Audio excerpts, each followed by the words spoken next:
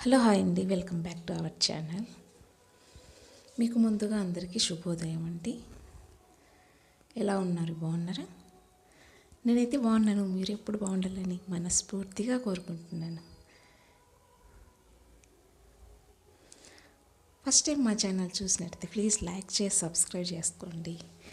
అలాగే మన సబ్స్క్రైబర్స్ అందరికీ చాలా థ్యాంక్స్ అండి. ఇలానే ఎంకరేజ్ చేస్తుండాలి. ఫుల్ వీడియో చూడడానికి ట్రై చేయండి. చిన్న వీడియోనే, లెంత్ ఏమీ లేదండి. లైక్ చేయడం మర్చిపోకండి. ఇవాళ మనం ధ్యానం గురించి మాట్లాడుకుందాం.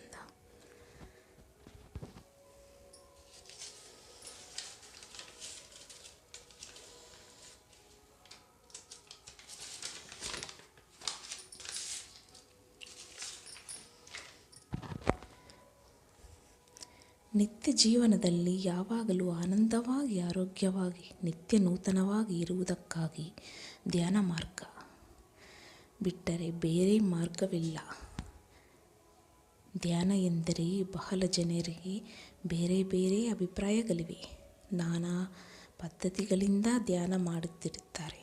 ಮುಖ್ಯವಾಗಿ ನಮಗೆ ಬೇಕಾದದ್ದು ಸುಲಭ ಪದ್ಧತಿಯಲ್ಲಿ ಶೀಘ್ರ ಫಲವನ್ನು ಸಂಪೂರ್ಣವಾಗಿ ಪಡೆಯುವ ಧ್ಯಾನ ಪದ್ಧತಿ ಬೇಕು. ಅದೇ ಆನಾಪಾನಸತಿ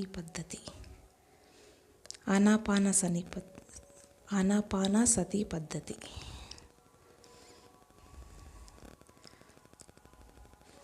ತಪ್ಪುలుంటే ಕ್ಷಮಿಸಂడి.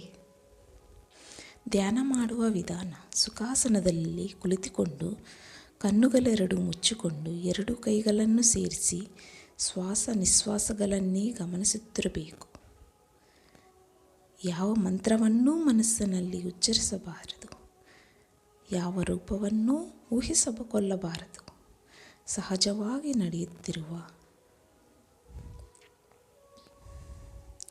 ಜರುಗುತ್ತಿರುವ ಶ್ವಾಸ ನಿಶ್ವಾಸಗಳನ್ನೇ ಗಮನಿಸುತ್ತಿರಬೇಕು. ಮಧ್ಯದಲ್ಲಿ ಆಲೋಚನೆಗಳು ಬಂದರೂ ಅವುಗಳನ್ನು ನಿಲ್ಲಿಸಿ ಮತ್ತೆ ಶ್ವಾಸದ ಮೇಲೆ ಧ್ಯಾಸ ಮರಳಿಸಬೇಕು. ಶ್ವಾಸ ನಿಶ್ವಾಸಗಳನ್ನು ಗಮನಿಸುತ್ತಿದ್ದರೆ ನಿಧಾನವಾಗಿ ಸಣ್ಣದಾಗುತ್ತಾ ನಾಸಿಕಾಗ್ರದೊಳಕ್ಕೆ, ಅಂದರೆ ಭೂಮಧ್ಯದೊಳಕ್ಕೆ ತನ್ನಿಂದ ತಾನೇ ಸೇರಿಕೊಳ್ಳುತ್ತದೆ. ಆ ಆಲೋಚನಾರಹಿತ ಸ್ಥಿತಿಯಲ್ಲಿ ಉಂಟಾಗುವ ಎಷ್ಟೋ ಶಾರೀರಿಕ ಮತ್ತು ಆತ್ಮಾನುಭವಗಳನ್ನು ಗಮನಿಸುತ್ತಾ ಇರಬೇಕು. ಪ್ರಾರಂಭದಲ್ಲಿ ಧ್ಯಾನ ಮಾಡುವಾಗ ಕೊಠಡಿಯನ್ನು ಕತ್ತಲು ಮಾಡಿಕೊಳ್ಳಬೇಕು. ಉತ್ತಮ ಧ್ಯಾನ ಮಾಡುವುದಕ್ಕೆ ಪ್ರತ್ಯೇಕ ಸಮಯ ಸಂದರ್ಭಗಳೇನೂ ಇಲ್ಲ. ಒಂದು ದಿನಕ್ಕೆ ಕನಿಷ್ಠ ಯಾರ ವಯಸ್ಸು ಎಷ್ಟು ಇದೆಯೋ ಅಷ್ಟು ನಿಮಿಷಗಳು ಮಾಡಬೇಕು. ಯಾವ ನಿಯಮಗಳನ್ನು ಪಾಲಿಸುವ ಅಗತ್ಯವಿಲ್ಲ. ಮಕ್ಕಳು, ಪುರುಷರು, ಸ್ತ್ರೀಯರು, ವೃದ್ಧರು ಎಲ್ಲರೂ ಈ ಧ್ಯಾನ ಪದ್ಧತಿಯ ಅರ್ಹತರಾಗಿದ್ದಾರೆ. ಈ ಧ್ಯಾನಕ್ಕಾಗಿ ಯಾವ ಪೂಜೆ, ವ್ರತಗಳ ಅಗತ್ಯವಿಲ್ಲ. ಮಿಗಿಲಾಗಿ ಸಂಸಾರ ಸುಖವನ್ನು ತ್ಯಜಿಸುವ ಅಗತ್ಯವಿಲ್ಲ.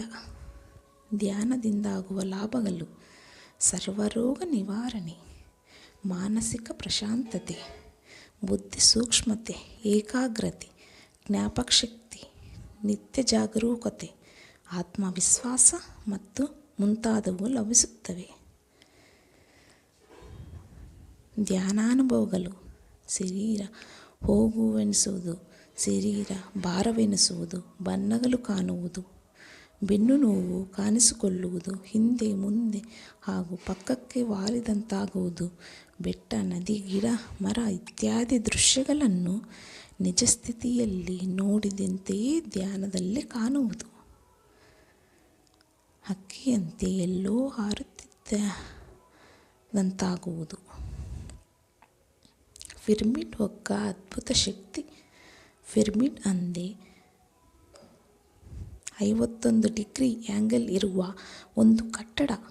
ಇದರಲ್ಲಿ ವಿಶ್ವಶಕ್ತಿ ಕೇಂದ್ರೀಕೃತ ಆಗಿರುವುದರಿಂದ ಹಣ್ಣು, ಹಾಲು, ಹಂಪಲ ಮುಂತಾದ ವಸ್ತುಗಳು ಇಟ್ಟರೆ ಕೆಡುವುದಿಲ್ಲ.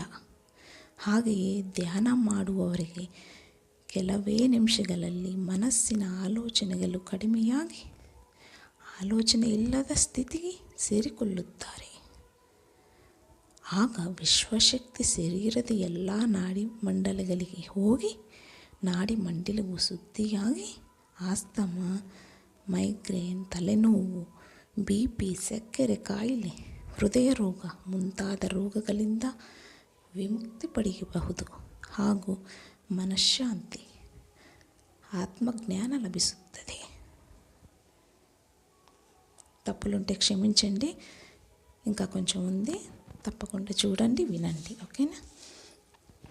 ధ్యానం చేసే విధానం. సుఖాసనంలో హాయిగా కూర్చొని చేతులు 2 వేళ్ళు పెట్టుకొని కళ్ళు 2 మూసుకొని సహజంగా జరుగుతున్న ఉచ్ఛ్వాస నిశ్వాసను గమనించడం.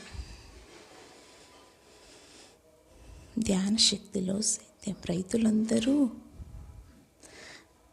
దయాళులుగా మీరు ఆత్మశక్తి పెంపొందించుకుంటే పంటలు ఇంకా బాగా పండుతాయి. Please like, share and subscribe. Okay, bye, thank you.